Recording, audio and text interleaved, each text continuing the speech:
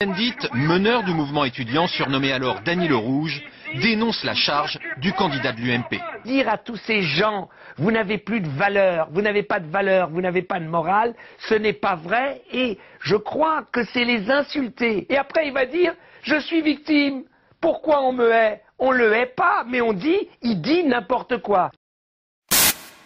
Libération de la femme, accord de Grenelle, négocié entre autres par un certain Jacques Chirac, Ségolène Royal oppose à Nicolas Sarkozy les avancées de mai 68. Lui qui découvre en fin de campagne les ouvriers avec les caméras, il devrait se souvenir que mai 68, c'est aussi 11 millions de grévistes qui ont obtenu les accords de Grenelle, qui ont obtenu la section syndicale d'entreprise, qui ont obtenu la revalorisation de leur salaire. L'héritage de mai 68, d'abord c'est une année qui dans le monde est une année très importante, décisive. Il se passe énormément de choses cette année-là dans le monde. L'assassinat de Martin Luther King, l'assassinat de Bobby Kennedy, le printemps de Prague. Donc le mai 68 français, il s'inscrit dans une année qui est une année d'énormes contestations mondiales. C'est un tournant dans la guerre du Vietnam qui est là.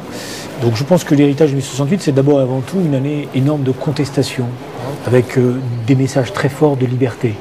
De contestation composée de quel type d'étudiants? Parce qu'on a beaucoup dit qu'il y avait deux types d'étudiants dans mai 68.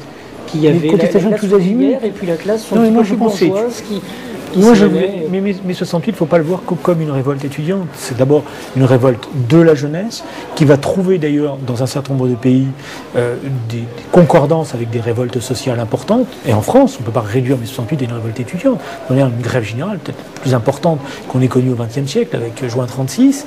Donc je crois que la première grande leçon de mai 68, c'est contestation, exigence de liberté, espoir d'un monde meilleur et révolte. Voilà, révolte tous azimuts, qui touchera tous les continents. Et ça, qu'est-ce qu'on en fait alors aujourd'hui? Parce qu'on en parle beaucoup en 2008. En 2008, on n'en a pas parlé en 98, on n'en a pas parlé en 98. On en avait parlé modérément en 98. On en fait beaucoup aujourd'hui. Suite à l'élection aussi de Nicolas Sarkozy, est-ce que vous ne pensez pas qu'il y a un lien de cause à effet? Si, parce qu'il a, lui, essayé d'ouvrir une brèche dans la campagne électorale de 2007, en essayant de mettre sur le dos de mai 68 un certain nombre de problèmes de société, et en considérant effectivement que tout ça a été la faute à 68.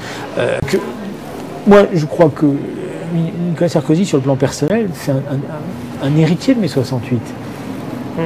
Imaginons la France de 68, est-ce que vous pensez qu'un président de la République aurait pu divorcer et se remarier aussi vite?